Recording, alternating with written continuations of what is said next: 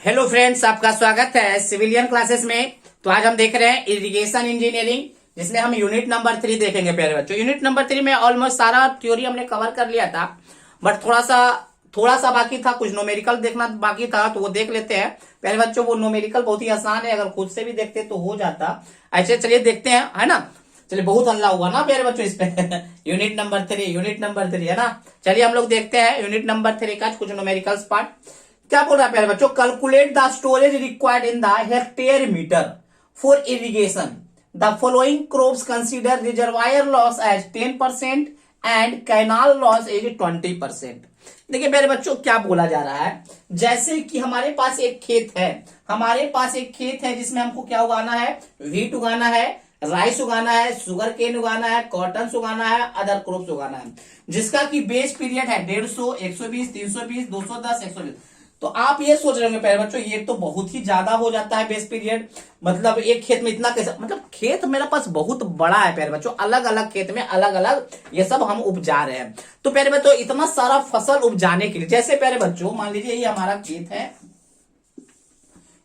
खेत है, जिसका की एरिया है 10,000, और दूसरा खेत है राइस के लिए 5,000, शुगर केन के लिए भी खेत है हमारे पास 2500। इस प्रकार से बहुत सारा खेत है, और इसमें व्हीट उगाए हैं, इसमें राइस उगाए, इसमें शुगर केन उगाए हैं। तो इतना सारा फसल उगाने के लिए हमको कितना वाटर का जरूरत है? मान लीजिए हमको एक डैम बनाना है, हमको एक क्या बनाना है प्यारे बच्चों? एक डैम बनाना है। तो डैम में क्या होना चाहिए? पानी होना चाहिए।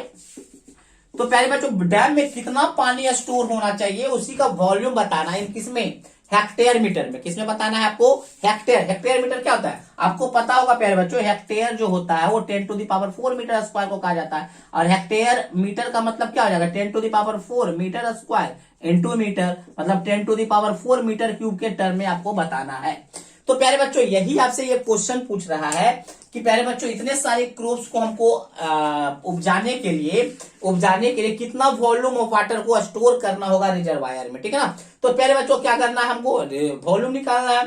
तो देखिए, ये जो क्वेश्चन है, सबसे पहले इस क्वेश्चन में आपको डेल्टा निकालना होगा। क्या निकालना होगा? डेल्टा का फॉर्मूला आप लोग को पता है प्यारे बच्चों, 8.64 B/D।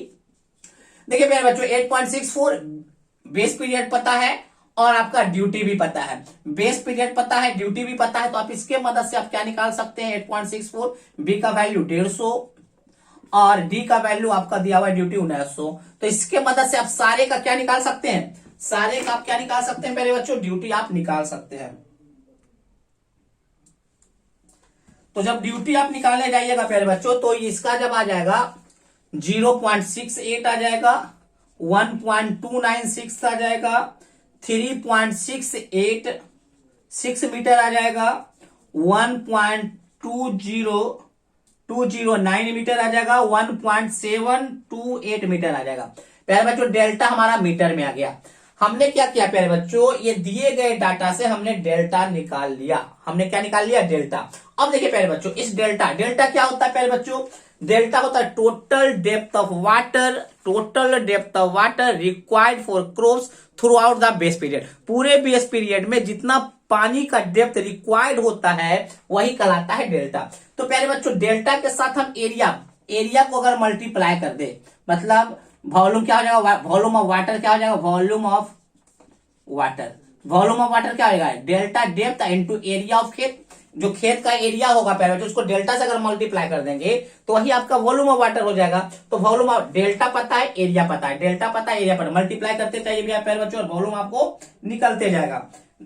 मल्टीप्लाई करते जाइए, आपको वॉल्यूम प्यारे बच्चों निकलते जाएगा। तो हमने जब मल्टीप्लाई किया प्यारे बच्चों, तो ये आपका आ गया 6800, ये आ गया आपका 6480, ये आपका आ गया 9215, ये आ गया 3022.5 और 2592। तो इतना हमको आ गया प्यारे बच्चों। ये जो देखिए, अब देखिएगा प्यारे बच्चों, आपका जो डेल्टा जो था वो मीटर में था, और एरिया हेक्टेयर में था। तो ये आपका क्या चीज में आ गया? हेक्टेयर मीटर में आएगा। तो हेक्टेयर मीटर में आएगा, इसको टोटल वॉल्यूम को जोड़ दिए। जब टोटल को जोड़ दिए प्यारे बच्चों, टोटल वॉल्यूम को हमने जोड़ा, तो टोटल वॉल्यूम आपका आ गया 2810.9.5 मीटर, हेक्टेयर मीटर। देखिए प्यारे बच्चों, हमने टोटल वॉल्यूम ऑफ वाटर हमने कलेक्ट कर लिया। टोटल वॉल्यूम कितना है? 28,10,9.5 हेक्टेयर मीटर। इसमें कोई दिक्कत प्यारे बच्चों? इसमें किसी को कोई प्रॉब्लम? इसमें हमने क्या किया है, दिए गए डाटा की मदद से डेल्टा निकाले, डेल्टा की मदद से हम लोग वॉल्यूम निकाल लिए। अब देखिए प्यारे बच्चों, अब क्या करना है, अब देखिए, तो इतना पानी होना चाहिए। कितना पानी होना चाहिए खेत को सिंचाई करने के लिए? 28,109.5 हेक्टेयर मीटर पानी होना चाहिए। यही तो आपसे पूछ रहा था, यही तो आपसे पूछ रहा था ना, कैलकुलेट द स्टोरेज रिक्वायर्ड। इतना पानी होना चाहिए खेत को सींचने के लिए। बट आगे फिर बोल दिया प्यारे बच्चों, consider reservoir loss as 10% and canal loss is 20%। तो प्यारे बच्चों क्या बोला, इतना पानी तो खेत को चाहिए, इतना पानी खेत को चाहिए, इतना सारे क्रॉप को उपजाने के लिए। बट यहां पे कितना होना चाहिए? कब? जब रिजर्वायर लॉस है प्यारे बच्चों 10%, मतलब डैम में रखे रखे इवेपोरेशन के थ्रू मान लीजिए 10% पानी उड़ जाएगा, इवेपोरेशन में उड़ जाएगा, तो उड़ जाएगा तो पानी तो कम हो जाएगा ना प्यारे बच्चों। पानी खेत को चाहिए इतना, पानी खेत को चाहिए इतना, तो पहले कितना रखा जाए? तो देखिए प्यारे बच्चों, हम बोलेंगे, हम क्या बोलते हैं कि स्टोरेज रिक्वायर्ड क्या हो जाएगा? स्टोरेज रिक्वायर्ड, स्टोरेज रिक्वायर्ड आपका हो जाएगा। टोटल वॉल्यूम कितना है प्यारे बच्चों? 28,10,9.5 हेक्टेयर मीटर। अब देखिए प्यारे बच्चों, 10% आपका लॉस हो जाता है किसमें? रिजर्वायर में, मतलब यहां पे रखे रखे इवेपोरेट हो जाता होगा। तो 1 माइनस 10% का मतलब 0.1, 1% का मतलब क्या होता है? 0.1 इंटू 20%। अब देखिए 10% यहां लॉस हुआ। अब देखिए डैम का पानी हमको खेत तक ले जाने में कैनाल का यूज करना होगा। अब कैनाल में भी 20% लॉस हो जा रहा है, तो कैनाल में लॉसेस को क्या करेंगे? 20% है तो 0.2। इसको आप अगर कैलकुलेट कर लीजिए, इसको कैलकुलेट कर लीजिएगा, तो यही आपका आंसर हो जाएगा स्टोरेज रिक्वायर्ड के लिए। तो ये प्यारे बच्चों आपका आ जाता है 39,040.97 हेक्टेयर मीटर। 39,040.97 hectare metre. इसका मतलब है क्या प्यारे बच्चों? ये स्टोरेज आपको चाहिए 39,040.97 हेक्टेयर मीटर। अगर इतना पानी अगर स्टोर रहेगा डैम में, अगर इतना पानी स्टोर रहेगा डैम में, तब जाके आप इतना पानी खेत को पहुंचा सकते हैं। क्योंकि 10% लॉस हो जाता है रिजर्वायर के कारण और 20% लॉस हो जाएगा कैनाल से कारण। तो प्यारे बच्चों आपको समझ में आया, टोटल स्टोरेज होना चाहिए डैम्स में इतना वाटर, ताकि हम खेत को इतना पानी पहुंचा सके, जबकि हमारा लॉस 20% कैनाल में होगा और 10% रिजर्वायर में होगा। कोई दिक्कत? चलिए इसको नोट डाउन कर लीजिए।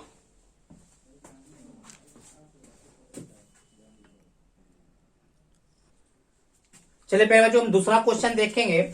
एन इरिगेशन कैनाल है ये gross command area of 80,000 hectare. पहले बच्चों हमारा पूरा खेत जो है 80,000 हेक्टेयर का, पूरा खेत क्या है?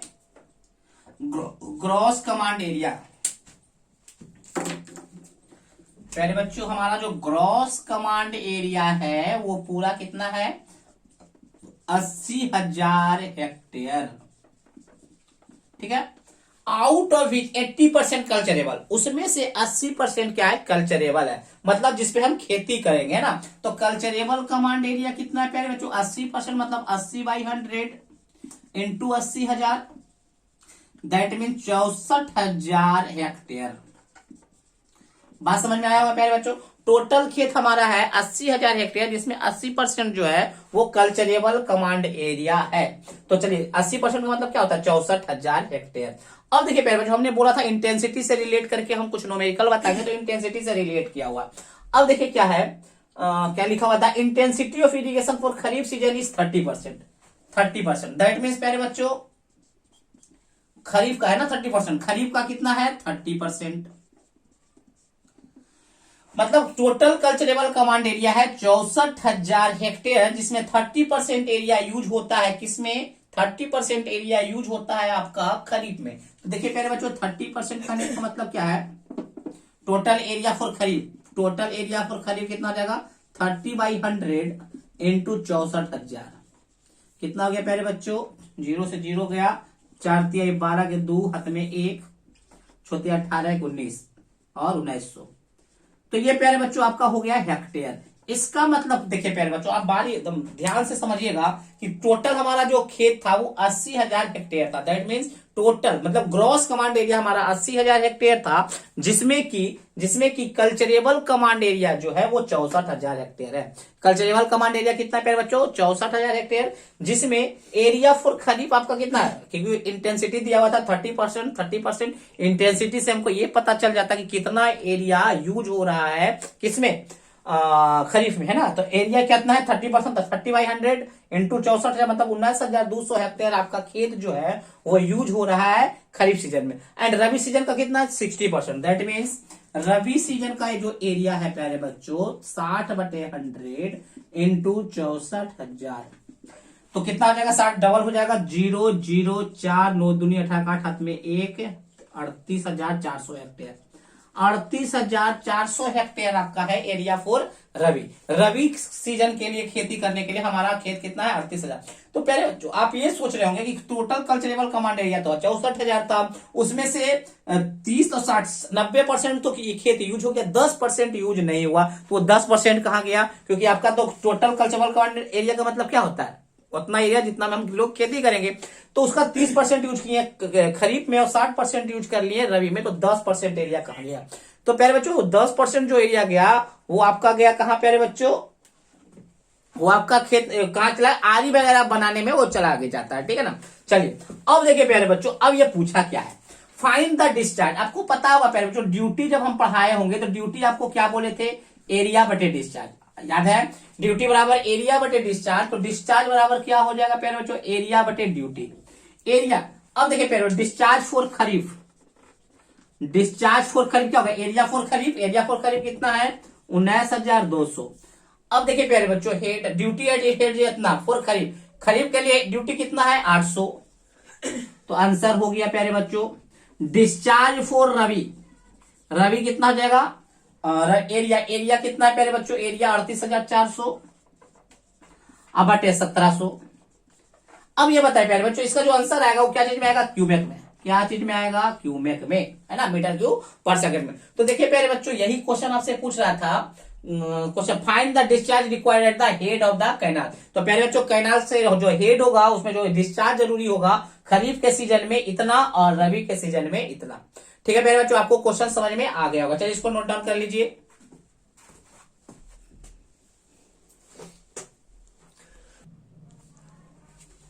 चलिए प्यारे बच्चों, एक और क्वेश्चन हम लोग देखेंगे। An area irrigated by distribution is 200 hectare, out of which 140 hectare is 140 hectare is jowar and 60 hectare is sugar cane. प्यारे बच्चों, हमारे पास टोटल जो खेत है वो मान लीजिए 200 हेक्टेयर का है। टोटल खेत कितना है? 200 हेक्टेयर का है, जिसमें 140 हेक्टेयर जो है, 140 हेक्टेयर में वो क्या उगा रहा है? ज्वार। 140 में उगा रहा है वो ज्वार, और 60 हेक्टेयर में वो उगा रहा है शुगर केन। शुगर केन, है ना। अब क्या बोल रहा है भाई? विथ डेल्टा ज्वार, ज्वार का जो डेल्टा दिया हुआ, ज्वार का डेल्टा फॉर ज्वार दिया हुआ है कितना? 45 centimetre. And for sugar cane, sugar cane के लिए भी दिया हुआ है डेल्टा, शुगर केन के लिए दिया हुआ है 180 centimetre. And average transit loss for during kharif साल। आपको याद रखना होगा प्यारे बच्चों, खरीफ का जो खरीफ ज्वार जो होता है वो खरीफ फसल है, तो इसका मतलब जो है और लॉस दिया हुआ है, लॉस किसका? ज्वार का कितना? 30%। और लॉस जो दिया हुआ है रबी का, दैट मीन शुगर केन का दिया हुआ है 35%। प्यारे बच्चों, शुगर केन तो ऐसे सालों भर का फसल है ना, वो पेरेनियल क्रॉप्स कहलाता है। ये रबी और खरीफ ने जो मैक्सिमम था हमने ले लिया, रबी देख के नहीं, जो दोनों में जो मैक्सिमम लॉस था वो हमने ले लिया। ठीक है प्यारे बच्चों, क्योंकि शुगर कोइन जो होता है वो पेरेनियल क्रॉप्स होता है, सालों भर उगाया जाता है। अब देखिए प्यारे बच्चों, कैलकुलेट द ड्यूटी। ड्यूटी क्या होता है प्यारे बच्चों? ड्यूटी आपका होता है, चलिए पहले हमने ड्यूटी निकालते हैं। Duty for jowar, duty for jowar, ज्वार का कितना हो जाएगा प्यारे बच्चों? 8.64 बी बाई डेल्टा। ये होगा या नहीं? तो 8.64। देखिए प्यारे बच्चों, बी भी हमको नहीं पता, लेकिन हमको ये पता है बेस पीरियड जो होगा किसका? शुगर केन का, शुगर केन का 360 डे होगा। क्यों? क्योंकि अभी हमने बताया कि जो शुगर केन है प्यारे बच्चों वो आपका पेरेनियल क्रॉप्स कहलाता है, मतलब सालों भर उपजाया जाता है। जबकि आपका जो खरीफ सीजन होता है उसको अगर मानना है, अगर उसको एज्यूम करना है बेस पीरियड तो 120 दिन कीजिएगा।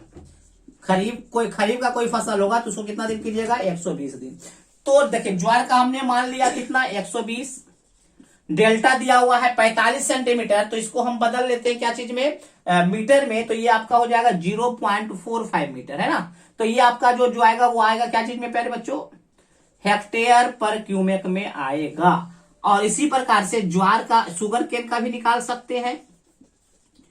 8.64 बी बेस पीरियड कितना हमने माना है शुगर केन का, 360 भागा डेल्टा, डेल्टा कितना है प्यारे बच्चों, 180 सेंटीमीटर, दैट मीन्स 1.8। तो इसको जब आप कैलकुलेट कीजिएगा प्यारे बच्चों, तो आपका देखिए जो आंसर आएगा, आपका जो आंसर आ गया किसमें, ज्वार में जो आएगा वो 2304 हेक्टेयर, 2304 हेक्टेयर पर क्यूमेक। और शुगर केन में आपका आ गया, शुगर केन में आपका आ जाता है प्यारे बच्चों 1728 हेक्टेयर पर क्यूमेक।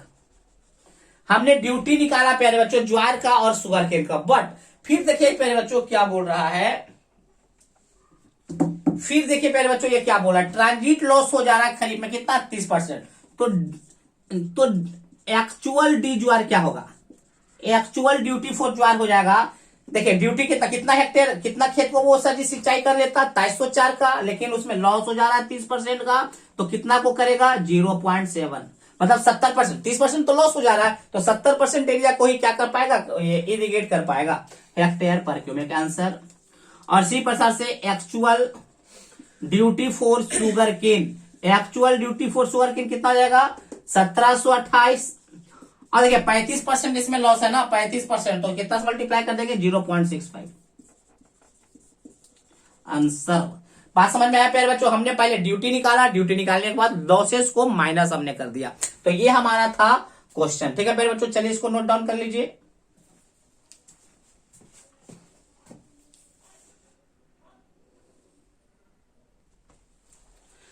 तो देखिए प्यारे बच्चों एक और नया क्वेश्चन के साथ देखते हैं। फाइंड द डिजाइन डिस्चार्ज, मतलब प्यारे बच्चों डिस्चार्ज कितना दिया जाए खेत को, ये आपको डिजाइन करना है, ठीक है ना। इसमें आपको बोल रहा है कि कुछ लॉस हुआ है, जिसमें ट्रांजिट लॉस मतलब पानी को कन्वे करने में जो लॉस हुआ है वो आपका 15% है। टाइम फैक्टर 0.7 है। पहले बच्चों टाइम फैक्टर आप लोग समझ लीजिए क्या होता है। मान लीजिए कैनाल का वर्किंग आवर है 12 घंटा, 10 घंटा मान लेते हैं, वर्किंग आवर है 10 घंटा, और वो काम किया है 7 आवर्स। क्या काम किया है, 7 आवर्स। तो बच्चों उसको काम करना चाहिए 10 घंटा, उसको डिजाइन किया गया था 10 घंटा पे, लेकिन वो काम जो कैनाल किया है, वर्क जो है 7 घंटा, तो टाइम फैक्टर इसका हो जाता है 0.7। कितना हो जाता है, 0.7, ठीक है ना। उसी प्रकार से कैपेसिटी फैक्टर है प्यारे बच्चों, मान लीजिए उसका कैपेसिटी है 100 मीटर क्यूब पानी को कैरी करने का, वो 80 मीटर क्यूब ही कैरी कर रहा है। इसका मतलब क्या है, कैपेसिटी फैक्टर कितना है, 80, 0.8। चलिए अब हमको बोला है डिजाइन डिस्चार्ज करने के लिए, तो डिस्चार्ज देखिए पहले, सबसे पहले आपको डिस्चार्ज निकालना होगा। फॉर्मूला है आपका A/D, A/D से देखिए प्यारे बच्चों एरिया पता है, ड्यूटी पता है, एरिया पता है, ड्यूटी पता है, डिस्चार्ज निकालिए। डिस्चार्ज जब निकालिएगा प्यारे बच्चों, तो ये आपका आ गया 0.5, 0.25, 0.4, 0.667, 0.5।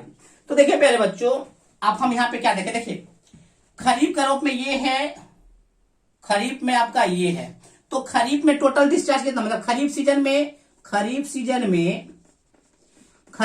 में टोटल डिस्चार्ज कितना चाहिए प्यारे बच्चों। खरीफ सीजन में देखिए 1, 2, और शुगर केन तो आपका 360 दिन है, मतलब पेरेनियल क्रॉप होता है, तो खरीफ क्रॉप में 1, 2, 3 चाहिए, रबी क्रॉप में 1 और 2 चाहिए, है ना। तो देखिए खरीफ सीजन डिस्चार्ज कितना हो जाएगा, राइस का डिस्चार्ज दैट मीन 0.25, बाजरी का आपका हो गया 0.4, और आपका शुगर केन का है 0.5। तो जब इसको आप सॉल्व कीजिएगा तो ये आपका आ जाएगा 1.15, कितना आ जाएगा 1.15। चलिए अब हम निकालेंगे रबी सीजन डिस्चार्ज। रबी सीजन में कितना है प्यारे बच्चों, रबी में कितना, इधर 0.667 प्लस शुगर केन 360 दिन, तो 0.5, तो ये आपका हो जाएगा 1.167। देखिए प्यारे बच्चों, खरीफ सीजन में कैनाल का डिस्चार्ज होना चाहिए 1.15 और रबी सीजन में कैनाल का डिस्चार्ज होना चाहिए 1.167। अब देखिए प्यारे बच्चों, आपका जो हॉट वेदर क्रॉप है, हॉट वेदर क्रॉप डिस्चार्ज, वो आपका वेजिटेबल आएगा 0.5 और शुगर केन तो सब में ऐड होगा तो 0.5, दैट मीन्स 1। देखिए प्यारे बच्चों, खरीफ सीजन में कैनाल का डिस्चार्ज होना चाहिए 1.15, रबी सीजन में होना चाहिए 1.167 और हॉट वेदर क्रॉप में होना चाहिए 1। तो देखिए प्यारे बच्चों, सबसे मैक्सिमम डिस्चार्ज कब होना चाहिए? रबी सीजन में कितना? 1.167। इसका मतलब क्या है कि कैनाल का जो डिस्चार्ज करेंगे, कैनाल का डिस्चार्ज होगा, डिजाइन जब करने जाएंगे तो वो रबी सीजन पे करेंगे क्योंकि मैक्सिमम डिस्चार्ज है। तो प्यारे बच्चों, डिजाइन डिस्चार्ज क्या हो जाएगा? डिजाइन डिस्चार्ज आपका होना चाहिए 1.167 पे 1.167। अब देखिए प्यारे बच्चों, इसमें बहुत सारा लॉसेस है, लॉसेस को आप माइनस करते चले जाइएगा। देखिए ट्रांजिट लॉस कितना है प्यारे बच्चों? ट्रांजिट लॉस आपका है 15% लॉस चला गया, 15% लॉस चला गया तो बचा कितना? 0.85। टाइम फैक्टर कितना है? 0.7, तो टाइम फैक्टर से मल्टीप्लाई कर दीजिएगा। कैपेसिटी फैक्टर 0.8 है, इससे मल्टीप्लाई कीजिएगा, जो आएगा वो आंसर हो जाएगा। ठीक है ना प्यारे बच्चों, जो आएगा वो आंसर हो जाएगा। डिजाइन डिस्चार्ज हमने निकाल दिया। ठीक है प्यारे बच्चों, तो इस प्रकार से जितने भी न्यूमेरिकल बन सकते थे वाटर रिक्वायरमेंट ऑफ क्रॉप्स में, उन सारे न्यूमेरिकल को हमने डील कर लिया। चलिए इसको नोट डाउन कर लीजिए।